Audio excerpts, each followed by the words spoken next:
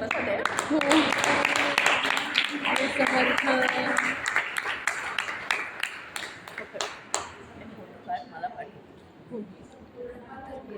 दिला.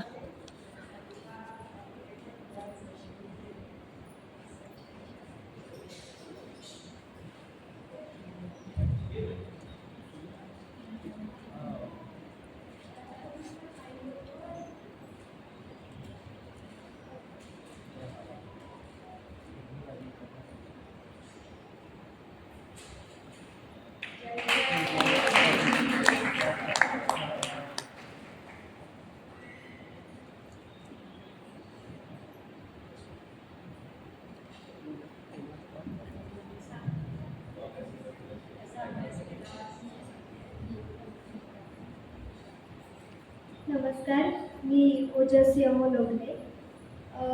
मी पुण्यातल्या गोळवलकर गुरुजी विद्यालयामध्ये शिकत होते आणि गुरुंनी सांगितल्याप्रमाणे 2 वर्षांपूर्वी मी शिबिरामध्ये होते. म्हणजे सलग 3 वर्ष मी सुद्धा तुमच्यासारखी शिबिरामध्ये आलेली आहे आणि त्याच्या आधीचं ऑनलाईन शिबिरसुद्धा केलेलं होतं.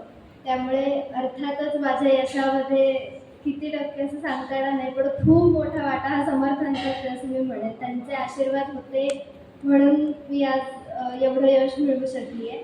आणि त्याबरोबरीने इथे शिबिरामध्ये जे तुम्हाला शिकवलं जात आहे सगळं, म्हणजे सकाळी लवकर उठल्यापासून आता तुम्ही जी स्तोत्र म्हणली, योगासनं आणि बुवा जे वेगवेगळ्या तुम्हाला भजनं शिकवतायत, कथा सांगतायत, हे सगळं फक्त शिबिरापुरतं न ठेवता वर्षभर जर तुम्ही व्यवस्थित आचरणात आणलं तर एक जीवनाला चांगली दिशा मिळते आहे. आणि त्याच्यामुळे सुद्धा हे जे यश मला मिळालेलं आहे ते त्यामुळे सुद्धा आहे की एक चांगली दिशा तुम्हाला मिळते की कसं वागायला पाहिजे, कसं नाही वागायचं, समाजात कसं वावरायचं, ह्याचं एक चांगलं शिक्षण तुम्हाला मिळत असतं.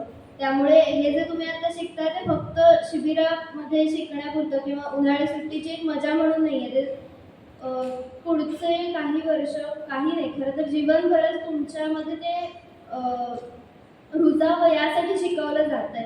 तर हे जर तुम्ही व्यवस्थित अंगीकारलं तर तुम्हाला सुद्धा हे यश मिळणं अवघड नाही आहे. म्हणजे अर्थात अभ्यास करावाच लागेल, पण तो अभ्यास करण्याची शक्ती सुद्धा समर्थ तुम्हाला देतात जर तुम्ही तेवढ्या श्रद्धेने व्यवस्थित सगळं काम करत असाल तर. त्यामुळे आता फक्त तुम्ही तिथे बसून टाळ्या वाजवताय, तर पुढच्या काही वर्षांमध्ये तुम्ही सुद्धा असे इथे पुढे पाहिजे. त्यासाठी तुम्हाला इथे व्यवस्थित शिकवणार, ते व्यवस्थित तुम्ही शिकून घ्या, त्याप्रमाणे वागा, तर तुम्हाला नक्की यश मिळेल असं खात्री आहे मला.